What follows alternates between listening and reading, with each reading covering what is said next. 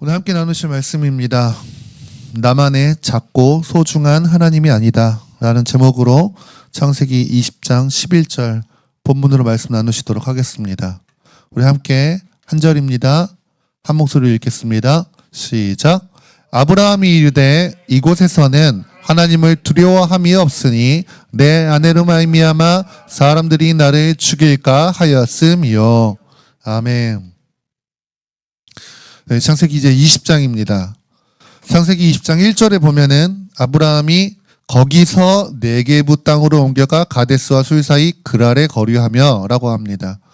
그러니까 결국 아브라함이 간 곳은 그랄이라는 곳이고 거기서는 어디입니까? 18장에 나왔던 마므레 상수리나무 아래 마므레인 것이죠.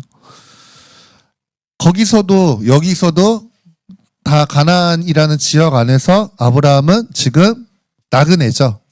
여기서 거기에 정착하고 있는 사람은 아닙니다. 손님이고 이방인인 것이죠. 그럼에도 불구하고 마므레는 아브라함에게 상대적으로 친숙한 곳입니다. 영적인 안정감을 주는 곳이죠. 거기서 하나님을 예배했던 것이고 하나님이 친히 만나주신 것이고 심지어 아브라함의 이름을 아브라함으로 바꿔주신 부르심의 자리이기도 한 것입니다.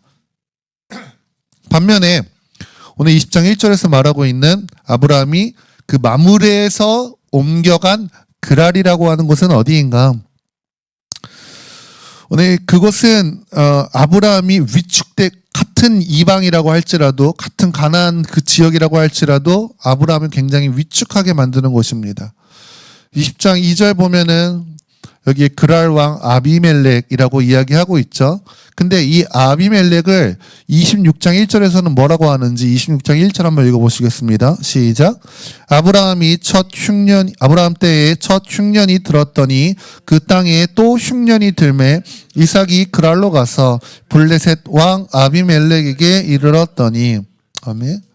2절에서는 그랄의 왕을 아비멜렉이라고 부르는데 26절 1절에서는 아비멜렉을 뭐라고 불러요? 블레셋 왕이라고 부릅니다. 그러니까 이때 당시에는 아직 그냥 역사적으로 고고학적으로 봤을 때는 아직은 블레셋 민족이 일어났을 때는 아니에요. 근데 이렇게 지금 창세기 저자가 의도적으로 아비멜렉, 이게 같은 아비멜렉이냐 그랬을 때 같은 아비멜렉이 아닐 수도 있어요. 근데 이런 개념으로 볼 수 있는 거죠.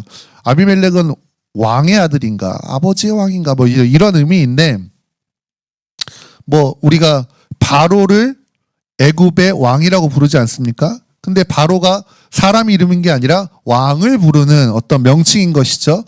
그래서 제가 왕이면은 제가 저 때에는 제가 바로인 것이고 그 다음에 저의 자녀가 저의 아들이 왕이 되면은 그때 그 아들도 바로인 것처럼 오늘 이 26장에 등장하는 아비멜렉이 20장에 등장하는 아비멜렉과 동일한 인물은 아닐 수 있지만 중요한 것은 같은 나라의 왕을 부르는 명칭이라는 것이고 그 아비멜렉이 20장 2절에서는 그랄의 왕이라고 되어 있지만 26장 1절에서는 블레셋 왕이라고 되어 있는 걸 보면은 의도적으로 그렇게 부른 것이며 그래서 적어도 그랄이라고 하는 그 지역이 블레셋의 조상이 되는 민족이다 라는 것을 알 수 있는 것입니다. 지역적으로 봐도 그렇고요.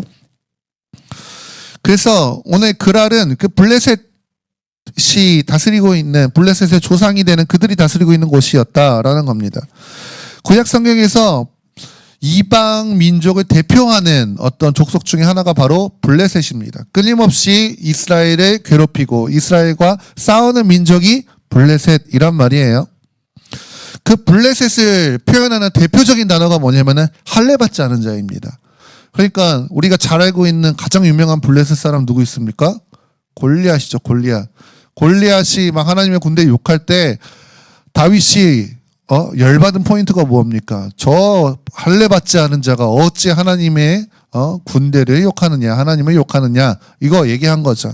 할례받지 않은 자라는 말은 하나님의 약속 밖에 있는 자라는 말이죠. 하나님의 언약 밖에 있는 자. 그래서 이방인을 말하는 것입니다. 그것을 대표하는 자가 바로 블레셋이라는 것이고 블레셋은 어떤 특징이 있냐면은 철기를 다루는 민족입니다. 다른 어떤 것보다 철을 먼저 다뤄서 이때 당시에 남들은 다 돌 깎아가지고 싸우고 죽창으로 싸우고 나무 깎아서 싸우고 할 때 철로 싸우니까 얼마나 강력했습니까? 그래서 강력한 군사력을 갖고 있는 나라. 그래서 이런 것들 종합해서 볼 때 블레셋이 가지고 있는 영적 의미는 압도적인 세상의 문화, 압도적이고 강력한 세상의 영성을 말한다고 볼 수 있습니다.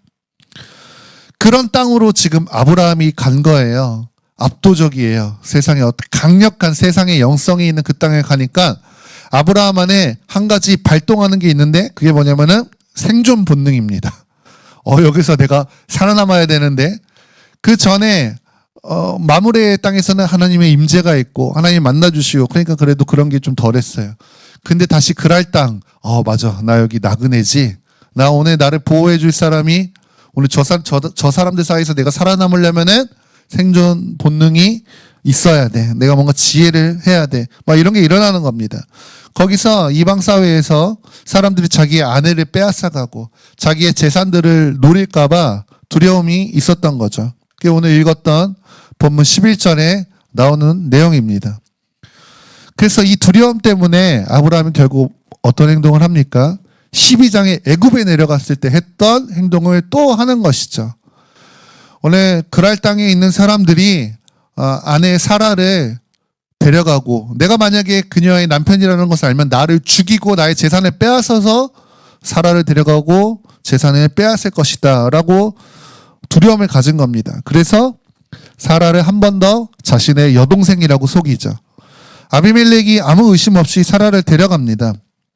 아마도 사라를 아내로 삼기 위해 데려갔던 것이겠죠. 이때 사라 나이 89세입니다. 약속을 이루기 1년 전 시점입니다. 이삭 낳기 1년 전인데 89세입니다. 그러니까 이때 당시 사람들 아무리 뭐 오래 살았다고 해도 이미 성경이 이야기하고 있잖아요. 사라가 태가 끊겼다고. 그러니까 실제 신체 나이가 아무리 뭐 그 비중이 많아졌다고 해도 이미 할머니예요. 그래서 어떤 사람은 그렇게 보는 학자들도 있더라고요. 아니 그 90세 다 된 할머니를 뭐 볼 것 있다고 아비멜렉이 아내 삼고자 데리고 갔겠는가 라고 했을 때 이제 아기 낳을 때가 곧 됐으니까 이제 1년도 안 남았거든요. 이삭을 낳게 될 때가. 그러니까 아기 가질 때가 얼마 안 됐으니까 하나님이 그의 육체를 회복시키셔서 젊게 했을 것이다 라고 보는 사람들도 있는데 그거는 좀 안 맞는 것 같고 그녀를 왜 데리고 갔을까라고 생각했을 때 아브라함이 물론 가나안 땅에서 이방인이었지만 아브라함이 막 약해 빠진 막 그냥 별 볼 일 없는 사람은 아니었잖아요. 이미 그의 집안에서 자체적으로 훈련한 병사가 318명이 있을 정도였어요. 그래서 왕이 연합군들을 가서 물리치고 자기의 조카를 되찾아올 만큼 힘이 있고 재산도 많고 유력한 자였지 않습니까? 그러니까 그 아브라함이 왔다는 소문을 그랄의 왕이 들었을 것이고 그와 화친을 맺으려고 했겠죠. 그와 좋은 관계를 맺으려고 했겠죠. 근데 그때 당시에 고대에서 서로 이제 친하게 지내기 위해서 화친을 맺기 위해서 했던 가장 흔한 방법이 너희 집안 여자를 나와 결혼시켜 이런 겁니다.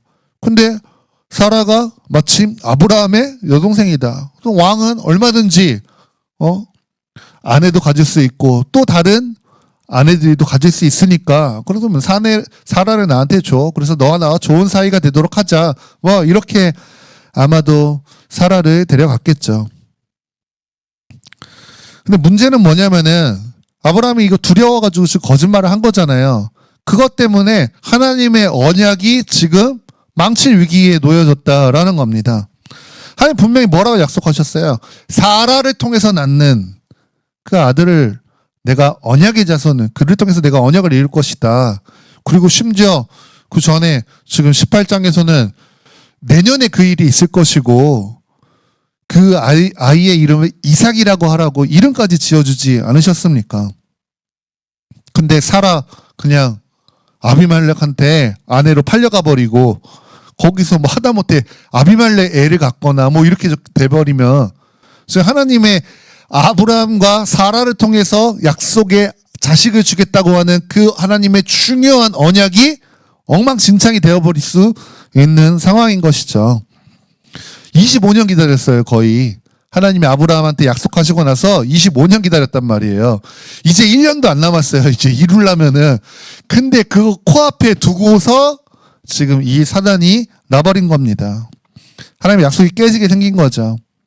왜 이런 위기가 왔는가? 11절에서 본 것처럼 아브라함이 두려워했기 때문이에요. 두려워했기 때문에. 죽을까봐 두려워서. 그래서 우리가 기억해야 되는 거는 두려움이 나를 향한 하나님의 뜻이 이루어지는 데 있어서 큰 회방이 된다라는 것입니다. 그 두려움이 언약을 이루는데 큰 방해가 될 수 있어요. 그럼 아브라함은 뭐가 두려웠는가? 아브라함의 두려움의 뿌리가 무엇인가? 오늘 우리가 그것을 좀 살펴보는 것을 통해서 우리 안에도 하나님의 약속이 이루어지는 것을 회방하는 두려움이 같은 두려움이다라는 것을 그 두려움의 정체를 밝혀내고 오늘 그것을 제거할 수 있는 시간이 되기를 원합니다. 아브라함이 갖고 있었던 두려움의 뿌리가 단순히 모든 사람이 노릴 정도로 사라가 이쁘고, 이쁘긴 진짜 이뻤었던 것 같아요. 그 정도로 이쁘고, 그리고 이방 민족이 볼 때마다 아브라함의 재산에 침을 흘릴 정도로 아브라함이 돈이 많고, 뭐 그랬기 때문이 아니었습니다. 아브라함의 두려움이 무엇이었는지 창세기 20장 11절에 드러나는데, 뭐 1차적인 이유는 그 이방인들이 자신을 죽일까봐 였던 거죠. 근데 진짜 왜 죽일까라고 생각을 했냐면은 이곳에는 하나님을 두려움이 없다라고 생각한 겁니다. 그러니까 나를 죽일 거라고 생각한 거예요. 이방인들, 그랄 사람들, 그 사람들은 하나님을 두려움이 없으니까 나를 죽일 것이다 라고 생각했는데 어떻게 보면 당연한 거죠.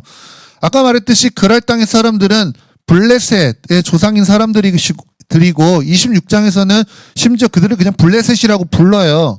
그들은 이방인을 대표하는 자들입니다. 그러니까 당연히 하나님을 경외함이 없는 자들이죠. 하나님을 두려워함이 없는 자들인 거죠. 아브라함이 지금 이제 창세기 20장에 오기까지, 창세기 12장에서 하나님 부르시고 20장에 오기까지 하나님을 수없이 경험했어요. 하나님의 수많은 기적들을 경험했습니다. 그를 통해서 아브라함의 믿음이 없지 않았어요. 아브라함의 믿음이 진짜 있었습니다. 실제였어요. 진실했어요. 근데 아브라함 안에 어떤 생각이 있었냐면은 나는 하나님을 그렇게 믿지만 저 사람들은 하나님을 그렇게 믿지 않아 라는 생각이 있었던 거죠. 그러니까 하나님 전혀 신경 쓰지 않고 나를 죽일 수 있어 라는 두려움이 아브라함을 지배했던 겁니다. 이 아브라함의 생각 안에서 여러분 어떤 틈이 발견되십니까? 아브라함의 이 생각 안에 틈이 있어요. 뭐냐면은 아브라함의 생각은 결국 뭐냐면 그게 이방인이건 뭐 외계인이건 뭐건 상관없이 사람이 하나님을 두려워하지 않으면 하나님이 진짜 그렇게 두려울 것 없는 존재가 돼버리는 것처럼 생각하는 거예요. 이해 가세요? 저 이방 사람들은 하나님을 두려워하지 않아. 그러니까 날 죽일 수 있을 거야. 라는 생각이 저 사람들이 하나님 두려워하지 않으면 하나님이 진짜로 그래 맞아 나 두려운 하나님 아니야 그러면서 가만히 계셔서 그들이 아브라함 죽이도록 내버려 두십니까? 그럴 리가 없잖아요. 그 이방 사람들이 하나님을 두려워하던가 두려워하지 않던가 하나님은 하나님이세요. 하나님은 아브라함을 지키시는 분이시고 언약을 성취하시는 분이시고 전능하신 분이십니다. 근데 아브라함 생각에 나야 하나님 두려우니까 하나님 시키는 대로라고 엎드리고 하는데 저들은 하나님 두려워하지 않으니까 저들이 날 해치려면 얼마든지 해칠 수 있을 거야 라고 생각하는 거죠. 그러니까 사실은 아브라함한테 하나님이 지금 그냥 자기만의 하나님인 거예요. 저들한테는 하나님 될 수 없다라고 여기는 거예요. 하나님 된다는 것이 믿고 안 믿고랑 상관없잖아요. 믿지 않아도 하나님은 하나님이시라니까요.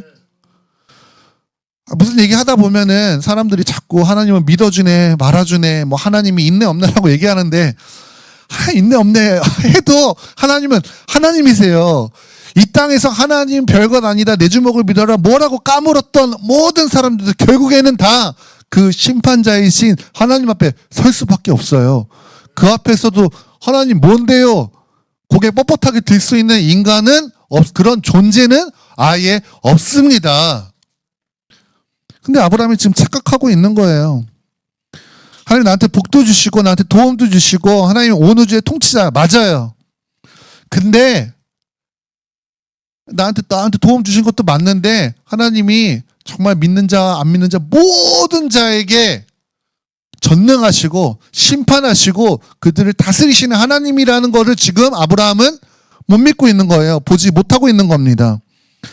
어떻게 보면 하나님을 그냥 자기만의 작은 수호신처럼 여기고 있는 걸지도 모르겠어요. 지금 아브라함의 믿음이 그렇잖아요. 열심히 하나님 따라서 여기까지 왔어요. 하나님을 향한 신앙이 있는 것도 분명합니다. 근데 이때 당시 문화들이 어쩌냐면 다 각자 자기만의 신을 갖고 있어요. 그래서 이방인이 볼 때도 아브라함이 믿고 있는 여호와 하나님이라는 분은 아브라함이라고 하는 한 가정의 가정신같이 여기고 있는 거예요. 사실은 세상은 그렇게 보는데 아브라함 자기도 그렇게 하나님을 보는 것처럼 지금 행동하고 있는 겁니다. 그러니까 자기 그 생각 안에서 하나님을 제한하고 있는 거예요. 그러니까 세상 앞에서 압도적인 그 세속의 것 앞에서 위축되고 두려움을 갖게 된 겁니다. 그러니까 믿음을 사용하고 믿음으로 계속 무언가를 하는 게 아니라 인간적인 방법 사용하는 거예요. 그 압도적인 세상 앞에서 그 세상이 이해할 수 있는 어떤 방법을 지금 사용한 겁니다. 자기의 아내를 여동생이라고 부르는. 그것 때문에 지금 하나님의 언약이 성취되는 것에 큰 방해가 생길 위기에 놓인 것이죠. 오늘 이런 아브라함이 갖고 있는 두려움이 우리 안에도 있을 수 있다라는 겁니다. 아브라함이 봤을 때 그랄은 압도적이었어요. 군사력도 대단하고. 오늘 그런 것처럼 우리가 사는 세상에서 우리가 세상을 볼 때 어떻습니까? 우리가 그리스도인으로 살아갈 때, 성도로서 이 세상을 살아갈 때 우리 되게 작은 것 같죠. 지난 한 20년, 30년은 전 세계 기독교 역사 중에서도 대한민국 사람들은 진짜 유례없는 성도로서 그리스도인으로서 보호받고 가장 존귀 여김을 받는 시대에 살았던 거예요. 사실은 교회라고 하고 그 안에서 뭐 목사라고 하는 직업이 사회적으로도 인정을 받고 높임을 받고 우리나라만 그런 건 아니겠지만 우리나라는 그런 시대 가운데 살아왔던 겁니다. 근데 역사 속에서 보면은 성도들이 다 그런 대우를 받고 살지 않았단 말이에요. 예수를 믿는다는 이유만으로 핍박받고 예수를 믿는다는 이유만으로 피해를 입어야 되고 손가락질 받을 수도 있고 억울함을 당하기도 했던 그 수많은 시대 가운데서 유독 지금 우리가 지금까지 지내왔던 20년, 30년의 역사는 예수 믿는다는 이유만으로도 썩 괜찮은 시대를 살았던 거예요. 근데 세상은 그렇지 않죠. 이제 점점 바뀌고 있죠. 이 세상에 나가서 나 교회 다녀. 나 예수 믿는 사람이야. 라고 말하는 것이 점점 약간 눈치 보이고 신경 쓰이는 때가 된 거예요. 그래서 실제로 대학 캠퍼스에서 청년들은 자기 교회 다닌다는 말 잘 안 한대요. 예수 믿어요, 마음속으로. 심지어 교회도 다녀요. 주일이 되면 교회 나갑니다. 근데 학교에서 뭐 종교 조사나 뭐 사람들한테 뭐 그런 거 대화 나눌 때 보면은 자기 교회 나간다는 얘기를 안 한다는 거예요. 숨긴다는 겁니다. 신경이 쓰인다는 거죠. 눈치가 보인다는 것이죠. 그게 세상의 영성이다라는 겁니다. 세상이 우리의 신앙을 이해해주지 않아요. 세상이 우리가 믿는 하나님을 내가 생각하는 크신 하나님처럼 크게 존중해주지 않습니다. 우리가 교회 안에서는 나의 하나님, 위대하신 하나님, 부족함 없는 하나님 막 찬양하고 거기에 막 눈물 흘리고 기도도 하고 헌신도 하죠. 근데 나를 전혀 이해해주지 않고 하나님을 전혀 모르는 그런 세상 가운데서 내 신앙을 드러내는 거 굉장히 부담스러워한다. 이겁니다. 그 가운데서 특히 내가 믿음으로 뭘 한다? 거기 두려움을 갖는 거예요. 학교에서 밥 먹을 때 식당에서 급식 앞에서 내가 기도를 한다? 그럼 꼭 이상한 놈들은 와서 뭐야? 뭐 하냐? 뭐 기도하냐 너? 야, 너 기도하냐? 막 이런 시비 거는 사람들이 있다라는 거예요. 그런 것 안에서 두려움이 있는 거죠. 이건 단적인 거지만 내가 뭐 지금 하나님의 방법으로 세상은 다 그렇게 해. 다 그렇게 여기서는 그냥 적당히 넘어가는 거야. 거짓말도 하는 거고, 이거 뭐 잘못된 게 아니야. 뭐 이런 거 할 때, 내가 마음 한켠에서는 하나님 두려워함으로, 하나님 경외함으로, 내가 하나님 믿고 하나님 신뢰하는 사람인데, 하나님 방법대로 하고 싶어. 인간적인 방법 사용하고 싶지 않아. 라고 하더라도, 내가 그런 거 이렇게 하면은, 너 왜 고집을 부려? 그렇게 하라고. 시키는 대로 하라고. 남들 다 그렇게 한다고. 위에서 누르고 세상이 압박하면 거기다 내놓고 저는 제가 믿는 하나님 때문에 그렇게는 못하겠습니다. 라는 말을 차마 할 수가 없는 거죠. 보통 흔히 말하는 바닥 논리라고 하죠. 바닥 논리. 이 바닥은 다 그래. 이 바닥에서는 이게 당연한 거야. 이 바닥에서는 이게 기준이야. 무슨 말인지 아시겠죠? 제가 음향 설치하는 거 알바 잠깐 했었던 적이 있는데 제가 거기를 어떻게 알바를 하러 갔냐면은 그때 당시에 이렇게 교회 형님이 소개시켜준 친구였어요. 그분도 교회 다니시는 분인 거죠. 그러니까 그래서 처음에 이제 공사 현장에 갔어요. 근데 공사 현장이 쫙 있고 점심시간인데 부품이 있어요. 뭐 사용하는 부품들이 있는데 갑자기 그 형님이 저보고 승현아 저희 구석에 가서 이거 이런 모양 있을 거야. 그거 한 움큼 지어 갖고 와 그러는 거예요. 그래서 에? 그거 우리 거 아니잖아요. 다른 거잖아요. 근데 안 볼 때 이렇게 한 움큼 지어 갖고 와 이렇게 얘기하는 거예요.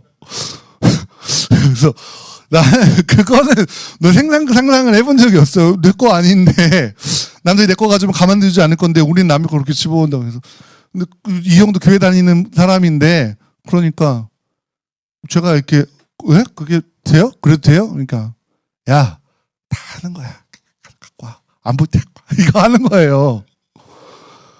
이게 뭡니까? 그냥 바닥에 그런 논리. 여기는 다 그래. 저놈이 내 거 가져가니까 나도 저놈 거 가져가는 거야. 뭐 이런 생각으로 사는 거죠.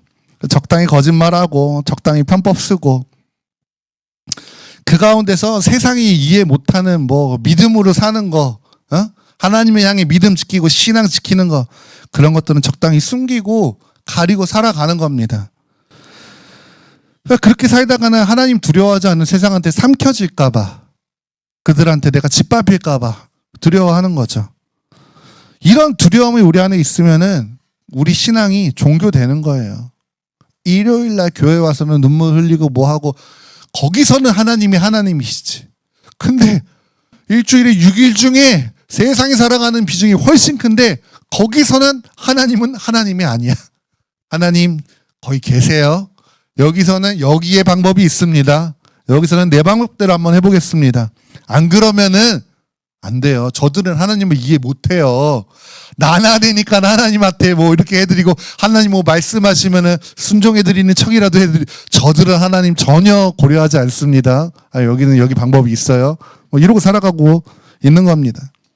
그래서 교회에서는 교회에 맞게 행동하고 교회에 맞게 말하지만 세상에서는 세상에서 살아남기 위해서 세상의 방식대로 세상의 행동대로 세상의 언어대로 그렇게 살아가고 있는 거죠. 철저하게 하나님을 종교 안에 교회 안에 가두어 두려고 하는 거죠. 이건 진짜 하나님이 어느 주의 하나님이라는 것을 믿고 있지 않은 거죠. 하나님이 정말 만왕의 왕이고 만주의 주라는 것을 믿지 않는 거죠. 아니 어떤 이 세상에 힘 있는 자들보다 심지어 나의 뭐 상급자, 나의 거래처, 나의 윗사람 어떤 사람보다 하나님이 힘이 있으시고 그들을 다스리시고 하나님 그들을 심판하는 분이시라는 것을 믿지 않고 있는 겁니다. 사실은. 그런 삶에 여러분 하나님의 언약이 이루어질 수 있겠습니까? 그런 믿음 가운데에 하나님의 약속이 성취가 이루어질 수 있겠어요? 아브라함이 계속 그 믿음 가지고 살았으면은 거기에 하나님이 주권적으로 개입하시지 않았으면은 하나님과 아브라함의 약속은 아브라함의 연약함 때문에 파기되는 겁니다. 하나님이 하나님의 주권으로 우리의 삶에 하나님의 약속을 이뤄가세요. 거기에는 우리가 열심히 했으니까 우리가 노력했으니까 내 나름대로 뭘 했으니까 그런 우리의 공로는 도움이 되지 않아요. 모든 것은 하나님의 주권입니다. 근데 반드시 필요한 건 뭐냐면은 하나님이 모든 것을 그렇게 하나님 뜻대로 하실 수 있는 하나님이지만 하나님께서 인간의 반응을 요구하세요. 그 반응은 하나님을 향한 믿음인 겁니다. 그래서 인간의 반응이 있어야 하나님이 그 반응에 손잡으시고 하나님 뜻을 이뤄 가신단 말이에요. 그렇기 때문에 이 믿음이 없는, 하나님을 향한 신뢰함이 없이는 우리 삶 가운데 하나님의 그 약속, 하나님의 뜻이 온전하게 이루어질 수 없는 겁니다. 아브라함이 하나님을 전적으로 신뢰하지 못한 겁니다, 사실은. 또 자기의 인간적인 방법을 쓴 거예요. 그래서 사고 친 거예요, 지금 사실은. 이거 사고잖아요. 이제 1년도 안 남은 시점에서 사라 딴 데 팔려가면 하나님의 언약 어디 갑니까? 근데 하나님이 아비멜렉에 나타나셔가지고 모든 상황을 다 다시 정상으로 회복하시죠. 그래서 아비멜렉한테 너 지금 뭐 너 큰일 났어. 너 이러다 다 죽어. 너 죄 짓고 다 죽어. 그리고 여기는 나오지 않지만 나중에는 사실은 하나님이 이때 그 아비멜렉 집안의 모든 여자들의 태를 막아버리신 거예요. 아기가 낳지 못하게 막아버리신 거죠. 이렇게 하면서 하나님이 모든 상황을 정리하세요. 이 모든 것을 알게 된 아비멜렉이 어떻게 합니까? 아브라함을 부르죠. 그리고 아브라함을 추궁합니다. 9절에 보면 아비멜렉이 아브라함을 불러서 그에게 이르되 네가 어찌하여 우리에게 이렇게 하느냐? 내가 무슨 죄를 내게 범하였기에 내가 나와 내 나라를 큰 죄에 빠질 뻔하게 하였느냐? 내가 합당하지 아니한 일을 내게 행하였도다 하고 한번 얘기했죠. 또 얘기해요. 아비멜렉이 또 아브라함에게 이르되 네가 무슨 뜻으로 이렇게 한 거냐? 그러니까 보통 그런 거 있죠. 막 따지다 보면은 시꺼 너 그래서 왜 그렇게 했어? 아이 근데 너 진짜 무슨 생각으로 그렇게 했냐라고 자기 성에 못 이기면 그렇게 하잖아요. 아브라함이 나름 복의 근원이 될 사람 아닙니까? 믿음의 조상이 될 사람이잖아요. 근데 그런 아브라함이 지금 자기의 그 얄팍한 거짓말, 내 아내 아니고 여동생이에요. 이런 거짓말 한 게 지금 뽀록 나서 드러나서 이방의 왕한테 지금 불려가서 문책당하고 있는 겁니다. 질책받고 있는 거예요. 너 대체 왜 그랬냐? 우리 다 죽이려고 한 거냐? 내가 생각해봐도 이거 이상하네. 너 왜 그랬어? 지금 이거 혼나고 있는 겁니다. 그 앞에서 아브라함이 뭐 합니까?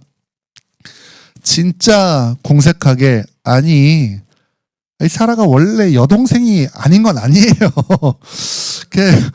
이복 동생이어서 물론 내 아내인데 여동생이기도 합니다. 지금 머리 극적거리면서 고작한다는 말이 그딴 변명하고 있는 거죠. 이게 하나님 신뢰하지 못하고 인간적인 방법으로 세상을 살아가는 그런 하나님의 사람이라고 하는, 하나님의 약속을 갖고 있음에도 불구하고 인간적인 방법으로 살아가는 사람의 영적인 현 주소예요. 얼마나 공색합니까? 얼마나 영적인 권위가 지금 땅에 떨어졌습니까? 세상이 아무리 우리 인정하지 않아도 우리 안에 진짜 믿음이 있으면, 하나님을 향한 진짜 신뢰가 있으면 세상이 우리를 싫어할 수는 있어도 우리의 믿음을 자기도 모르게 인정할 수밖에 없어요. 싫어는 해요. 왜냐하면 우리 안에 빛이 있기 때문에. 우리의 어떤 하나님을 경외하는 행동과 믿음 때문에 자기 행동이 정말로 더럽고 보잘것없다는 것이 드러나게 되니까 본능적으로 싫어해요. 어둠이 빛을 미워하는 것처럼. 그런데 그럼에도 불구하고 야, 너 진짜 짜증나는데 너를 보니까 하나님이 계시긴 계신 것 같다 라는 말을 하게 된단 말이에요. 그게 우리가 세상에서 나의 삶을 통해 사람들이 하나님을 알고 보고 믿게 만드는 원리인 거죠. 근데 성도라고 하면서, 크리스천이라고 하면서 교회 안에서의 믿음 따로, 세상에서의 어떤 삶의 방식과 태도, 믿음 따로, 그렇게 이중적으로 살아가면 세상이 오히려 책망합니다. 야, 너는 교회 다닌다는 놈이 야, 이거 다 똑같아. 교회 다니는 것들 다 똑같아. 내가 특별히 뭘 더 잘못한 것도 아니에요. 뭐 회식 갈 때 술 안 마시면 술 안 마신다고 욕하면서 분위기 맞춰서 술 마시려고 하면 옆에 조롱하는 거예요. 교회 다니는 놈들 다 똑같아 이거. 여러분 반드시 여러분은 그렇게 넘어뜨리려고 하는 이제 너희들이 살아가면 이제 그럴 거야. 이제 대학교 가면 고등학교 땐 그러니 중학교 때는 없기를 바라지만 대학교만 가도 이제 그때 이제 성인이 돼서 술 다 마시니까 술 마셔. 그래서 나는 술 안 마시는데요. 난 교회 다녀. 너 왜 안 마시는데? 저 교회 다녀서 안 마시는데. 이 새끼 나도 교회 다녀. 받아. 진짜로 그런다니까 진짜로. 근데 그래서 안 먹으려고 그러면 야 너만 교회 다녀? 다 그렇게 하는 거야. 선배만 우습게 하고 막 괴롭히고. 그래서 나중에는 그래 나도 분위기 맞춰야지. 뭐 나만 유나 떨고 있나 마시면 거봐 교회 다니는 것도 별것 없다니까. 이러면서 더 개무시 당하는 겁니다. 저는 뭐 대단한 믿음 때문은 아니지만 대학교 때 술을 안 마시려고 해서 안 마셨어요. 나중에는 어떤 일이 일어났냐면은 제가 술을 안 마시고 이제 분위기가 이제 막 이상해지고 그럴 걸 아니까 제 친구들이 제가 막 이제 나중에는 술 받기만 해. 거의 친구들이 손을 잡아서 올려요. 그 술을 받아요. 그러면은 한 명이 옆에서 술에 맹물을 따라 놓고서 잠깐 한 명이 선배의 고개를 돌리고 한 명이 술 잔을 진짜 바꿔줬어요. 진짜 물잔으로 바꿔줬어요. 제가 안 하니까 그렇게까지 해주더라고요. 내가 세상의 방법으로 안 하려고 믿음을 분명하게 하면은 세상이 그거를 인정을 해줍니다. 싫고 짜증나고 너 때문에 내가 부끄러워지니까 불편은 해도 너를 보니까 하나님은 진짜 있다. 네가 믿는 하나님 내가 뭐 믿을 것까지는 아니어도 네가 믿는 그 신앙을 내가 존중을 하게 된다. 이게 되는 겁니다. 근데 이중적으로 살아가면 어떻게 됩니까? 오히려 영적 권위가 땅에 떨어지는 거예요. 아브라함 지금 얼마나 공색합니까? 하나님 근데 그런 아브라함을 통해서 아브라함의 어떠한 것 상관없이 하나님의 약속을 이루실 것을 포기하지 않으세요. 아브라함 없이도 하나님 뜻 얼마나지 이룰 수 없겠습니까? 근데 하나님이 연약한 한 사람을 선택하셔서 하나님 우리를 선택하셔서 교회를 선택하시고 오늘 여러분과 하나님과 1대1 관계에서 진짜 연약한 나를 하나님이 선택하셔서 이루시고자 하시는 일이 있는 거예요. 나 없이도 되죠. 내가 대단해서가 아니에요. 그건 하나님의 주권인 겁니다. 이게 하나님의 사랑이에요. 연약한 우리를 통해서 하나님이 일하시고자 하는 거. 왜 그렇습니까? 우리 하나님 자녀 삼았기 때문이에요. 네가 내 나라에 동참할 자가 되어야지. 너 나의 자녀인데. 그래서 하나님이 영적 권위가 땅에 떨어진 아브라함이 다시 그 약속의 자리로 설 수 있게 세우시는 거예요. 하나님 아비멜렉에게 밤에 꿈에 찾아가셔서 뭐라고 합니까? 이제 그 사람의 아내를 돌려보내라. 그는 뭐라 그래요? 선지자라고 해요. 여러분 성경에서 선지자라는 단어가 여기서 처음 사용되는 거예요. 아브라함이 지금 선지자답습니까? 아비멜렉 생각했을 때 어떻게 했어요? 이 새끼 이거 내가 거짓말 해가지고 이거 내가 지금 이거 큰일 날 뻔했네. 나한테 왜 날 속인 거야? 가만두면 안 되겠네. 온갖 생각 다 들고 있을 때에 하나님이 그는 선지자야. 그가 너를 위해 기도해야지 너 산다. 그가 너를 위해 기도하지 않으면 너 죽어. 그가 어떤 실수를 저질렀던지 간에 나는 그를 통해 일할 거고 너의 생명을 그한테 맡겼어. 하나님이 아브라함의 권위를 그냥 세워져 버리시는 겁니다.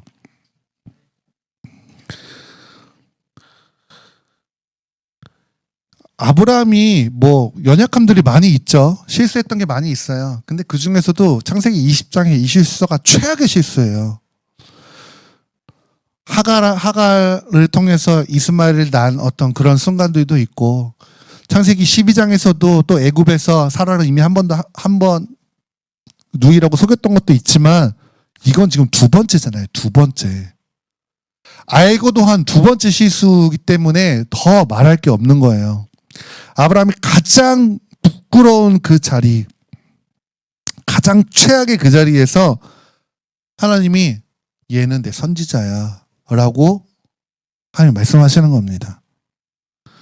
그러니까 이걸 통해서 하나님이 우리를 통해서 하나님의 일을 이루시는데 나의 어떠함을 보지 않는다는 거 너무나도 잘 드러나죠. 내 공로 때문에 하나님의 일을 뭘 하는 게 아니라 전적인 하나님의 은혜로 우리를 그 자리에 세우신다라는 것을 알 수 있는 거예요. 근데 그럼에도 불구하고 하나님이 그런 우리를 절대 포기하지 않으시고, 왜냐하면 우리를 통해 하셔야 되니까. 그래서 우리를 은혜의 자리로 부르시고 그 약속의 자리에 설 수 있게 우리를 회복시키시는 겁니다. 아브라함이 잘못으로 인해서 자기의 영적 권위가 땅에 떨어졌어요. 언약이 엉망이 됐어요. 엉망이 될 위기에 놓였어요. 사라도 지금 남편 때문에 지금 몇 번을 남의 남자한테 팔려간 겁니까? 잘못하면은 저 90세 된 남편도 있는 할머니가 눈 멀어가지고 이방 왕한테 시집 가려고 저렇게 갔네, 발자 고치려고 하나? 이런 수치도 있을 수 있는 거예요.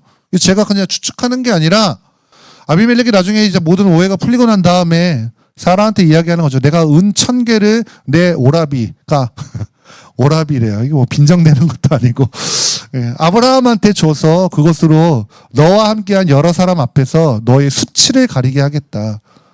무슨 말이에요? 네가 수치당할 수도 있었지. 네가 남편이 있는 여잔데 내가 너를 이렇게 아내 삼으려고 불렀다는 것은 너에게 수치가 될 수도 있는 일이야. 네가 너한테는 아무 잘못이 없다라는 것을 내가 증명하기 위해서 은 1000개를 줄게. 너의 결백을 보여줄 수 있도록 하나님이 이 모든 수치를 덮으신 거예요. 그 다음에 어떻게 하십니까? 아브라함을 다시 세우시는 거죠. 아브라함이 기도하게 하십니다.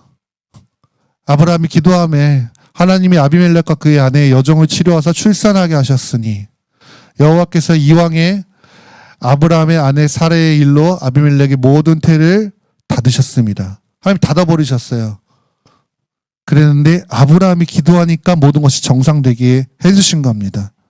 하나님이 당신의 언약을 이루기 위해서 아브라함이 마땅히 해야 되는 영적인 반응, 믿음의 반응을 할 수 있도록 하나님이 다시 회복시키신 것입니다.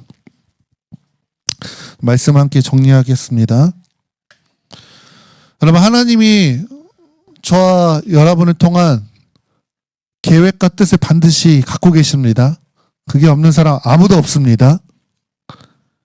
그리고 그것을 이루시기를 원하세요. 근데 우리 기억해야 되는 것은 거기에는 반드시 뭐가 필요하다고요? 우리의 반응이 필요해요. 믿음이 필요합니다. 믿음이. 우리가 아브라함이 거류했던 그랄과 같은 세상에 살아가죠. 블레셋의 한가운데 살아가는 세상에 우리를 압도하는 것 같은, 그래서 때로는 우리가 믿는 하나님보다 세상이 더 커 보일 때가 분명히 있습니다. 왜 그래요? 하나님은 눈에 보이지 않는데 세상은 눈에 보이기 때문인 거죠. 근데 우리가 그 두려움에 삼켜져서, 두려움에 지배받아서 하나님을 그냥 교회 안에 계신 하나님으로 가둬두고 세상에서 내 생존 방식으로 살아가면 우리의 삶에 하나님의 약속은 온전히 이루어질 수 없습니다. 하나님이 우리의 그 짧은 그 판단, 그것에 제한되시는 하나님 아니세요. 세상이 하나님 모른다고 해서 하나님 그들 수준에 맞춰서 능력 없는 하나님 되주시지 않으세요. 하나님 신뢰하십시오. 하나님 세상보다 크십니다. 하나님 작은 하나님이 아니십니다. 그 하나님을 신뢰하는 사람이 하나님의 약속에 동참하는 거예요. 내가 하나님을 바라보는 시선을 버려야 됩니다. 여러분, 가나안을 앞두고서 12명의 정탐꾼 보내잖아요. 근데 거기서 10명은 세상에 위축된 거죠. 가나안에 위축된 거죠. 하나님, 우리 죽이려고 여기 보냈다. 우리는 메뚜기다. 그들 결국 어떻게 됩니까?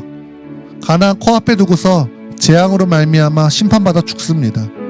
가나안 땅에 들어갔던 2명, 여호수아와 갈렙, 하나님을 가나안보다 크게 본 사람들이에요. 아니다, 저 땅은 하나님 우리한테 주신 거다. 하나님 그렇게 약속하셨잖아.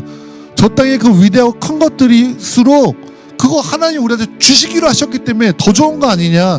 그 땅은 젖과 꿀이 흐르는 땅이다 라고 본 것이죠. 그래서 여러분, 세상에서 살다 보면은 세상을 크게 보고 하나님을 작게 보는 거, 그게 객관적이라고 보여질 때가 있어요. 하나의 방식은 다 되는 거 아니야, 여기선 이렇게 해야 돼. 근데 그거는 지금 하나님을 하나님으로 보지 못하고 있다라는 겁니다. 그래서 하나님은 여러분 오늘 말씀 제목처럼 나만의 작고 소중한 하나님으로 여기지 마십시오. 하나님 우리 집안의 가정신 아닙니다. 세상의 4대 종교 중에 한 자리 차지하고 있는 분 아니시라는 거예요. 내 수준에서 하나님 바라보지 마시고 하나님이 하나님에 대해서, 또 하나님이 세상을 어떻게 봐야 되는지 말씀하셨는지 기억하십시오.